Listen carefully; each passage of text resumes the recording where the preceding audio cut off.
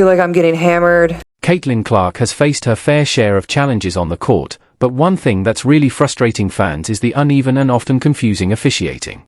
From obvious missed calls to unnecessary technical fouls, it sometimes feels like the refs have something against her. Is this just part of the tough competition, or is there something else going on? Every time Clark steps onto the court, the energy in the arena is electric. Fans are eager to see her impressive deep shots and dazzling passes. But instead of focusing on her game, Clark is forced to constantly watch her back, not only for defenders but for referees ready to blow the whistle at the oddest times. What was once a crowd full of cheers and excitement is often replaced by boos as fans question the questionable calls being made. Indiana leads by 11 with 5:48 remaining in the second. So, what's really going on here? Are these just bad calls, or is there a deeper pattern of bias forming? We're breaking down 10 of the most outrageous calls that left fans, analysts, and even players confused. And trust me, by the time we get to number 7, you won't believe how obvious this has become. Let's start with one of the most shocking no-calls in recent memory. It was September 22nd, the start of the playoffs, Indiana Fever versus Connecticut Sunday. The excitement was through the roof, and all eyes were on Caitlin Clark, the league's most exciting rookie. The stage was set for an unforgettable showdown. But instead of that, fans witnessed one of the biggest officiating mistakes of the season. Just minutes into the game, Sward D. Carrington went for the ball and ended up hitting Clark right in the eye. The impact was so hard, Clark was momentarily stunned, blinking as she tried to shake it off. The crowd was waiting for the whistle, but it never came. Clark, harassed by Carrington, finds Boston. Clark gets hit in the face by Carrington and is down. Fans were furious, expecting at least a foul call, or even a flagrant, but the refs stayed silent. The game went on as if nothing had happened. Meanwhile, Clark, clearly shaken by the hit, struggled to get back into her rhythm. She ended the first half with a tough shooting performance, just 1 for 9 from the field, including 0 for 6 from beyond the arc. A bruise started to form around her eye, a painful reminder of yet another missed call. And Clark is still down after taking a shot following the pass to Boston. This was just the first of many moments that had people questioning the officials' decisions. Was this just another instance of tough playoff basketball, or was there something more going on? Either way, the message was clear: Clark wasn't going to get the superstar treatment. If anything, she seemed to be getting the worst no-calls the league had to offer. As everyone else has seen this angle, I'm calling her in, and I'm saying to her, I need answers. Fans were livid, flooding social media to demand accountability from the league. One angry viewer called it the worst officiated game in basketball history, while another blasted the refereeing as an absolute embarrassment. Despite the growing frustration from fans, Caitlin Clark did what she does best, stayed focused and kept fighting. And the biased officiating didn't end there. Throughout the game, Clark faced relentless physicality, pushed, shoved, and hit repeatedly, but the refs stayed silent. No calls, no protection, just an expectation for her to play through it all. Take a look at this moment when Marina Ma aggressively defended Clark as she scored her first postseason bucket. Clark trying to get around Mabry.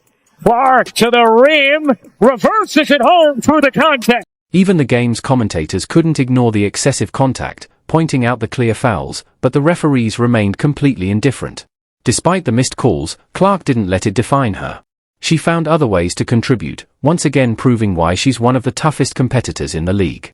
But this wasn't just about one game, it was a clear example of how officiating can influence outcomes and, more importantly, put players at risk. Then came another shocking moment of physicality that had fans questioning where the line is between aggressive defense and outright dangerous play.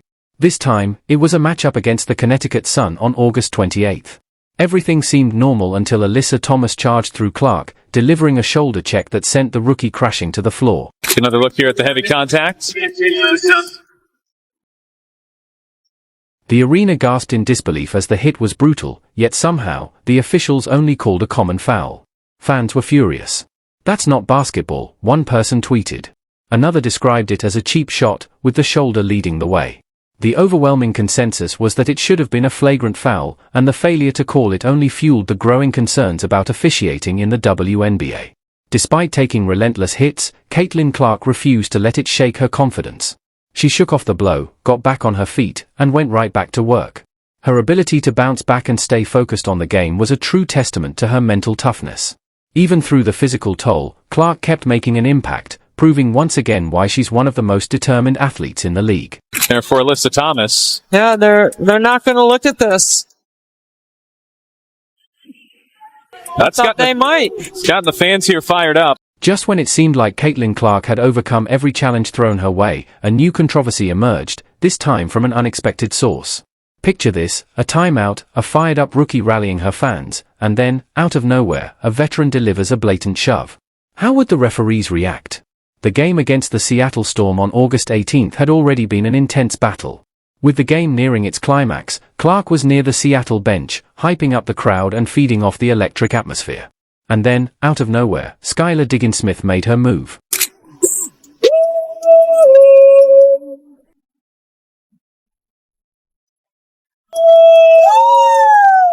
Without warning, Diggins-Smith stepped up behind Clark and delivered a shoulder check, forcefully pushing her out of the way. The excitement in the arena quickly turned into stunned silence, followed by a wave of angry boos. But once again, the referees let it slide. No foul, no warning, just silence. This moment sparked an immediate debate about sportsmanship and fairness. Fans flooded social media, demanding answers. How is this not a foul? One asked. Another questioned why certain players seemed to get away with blatant aggression while Clark was constantly scrutinized for even the slightest actions. Okay, by now I'm sure you've seen Skylar Diggins assault Caitlin Clark after Indiana blew out Seattle. While Diggins-Smith's push went completely unnoticed by the officials, Caitlin Clark's displays of emotion and passion on the court were met with quick technical fouls and warnings.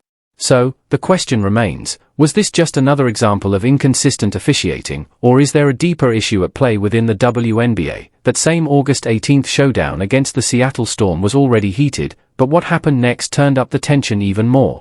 With 7:14 remaining in the third quarter, Clark missed a shot. In a moment of frustration, she lightly hit the padding of the basketball hoop. Before anyone could even process what had happened, the referee's whistle rang out, technical foul. And Caitlin Clark gets hit with a technical.